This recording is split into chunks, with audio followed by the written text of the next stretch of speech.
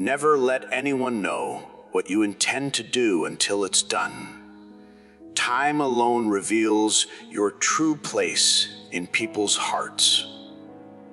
Thomas's hand trembled as he pushed the half-closed door to the old cellar, sensing he was on the cusp of a step that might change everything he knew about himself and others.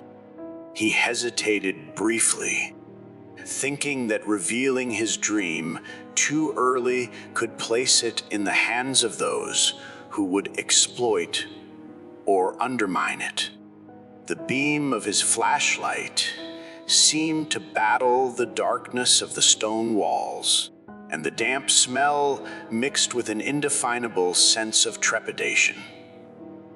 He sank into his silence, resolved not to leave till he was sure his secret remained safely hidden behind that ancient door.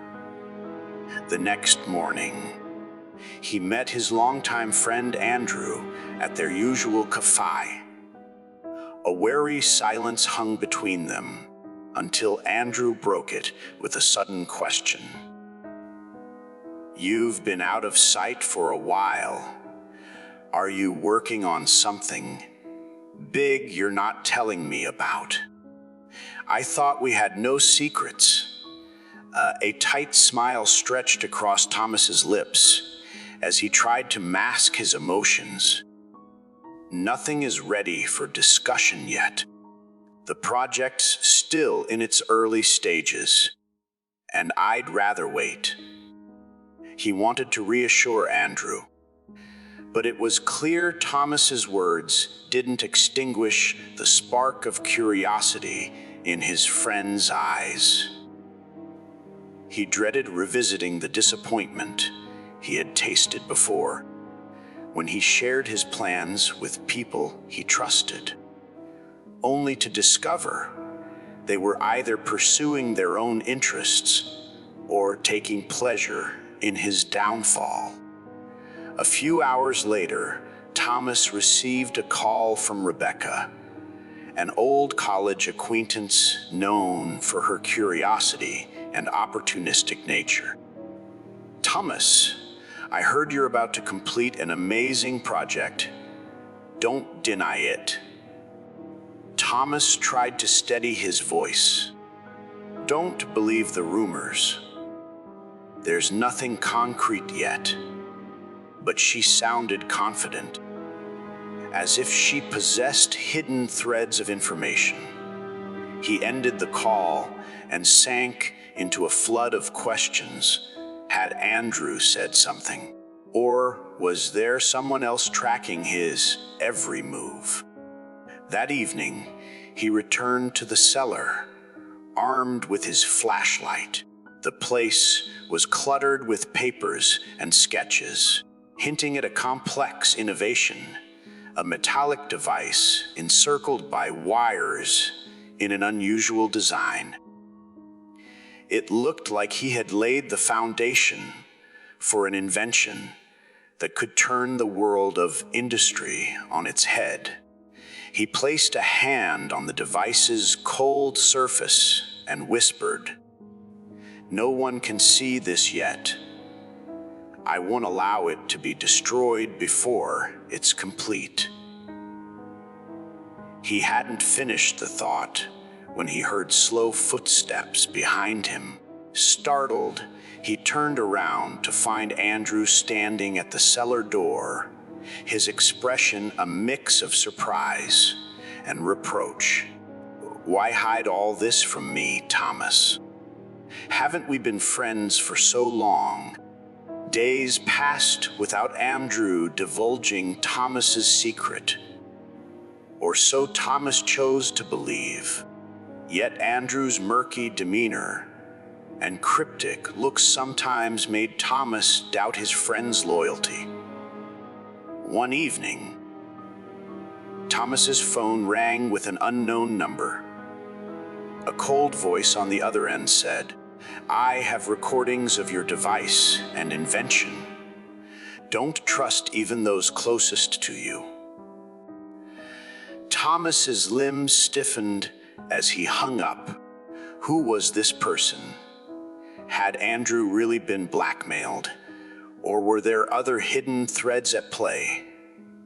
Despite his anxiety, he decided to give a small demonstration of his invention in a modest rented hall on the outskirts of town, inviting Andrew, Rebecca, and a few trusted acquaintances.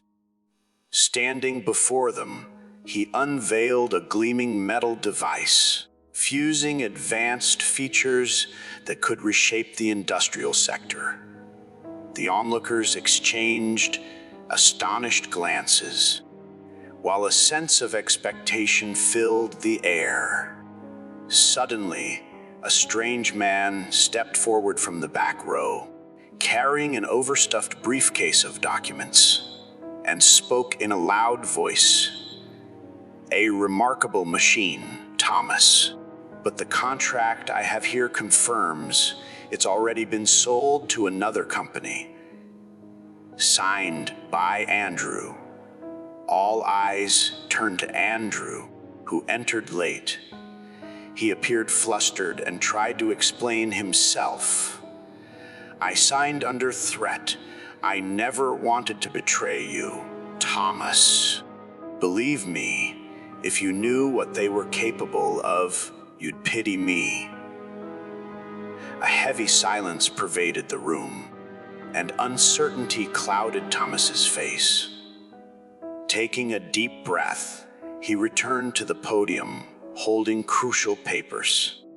"I registered the patent in my name months ago, and no dubious contract can take that away from me. Time has proven who approached me to exploit and who had genuine intentions." The strange man left the hall with unsteady steps, while Andrew approached, head bowed, apologizing to Thomas. Thomas did not reveal his emotions plainly.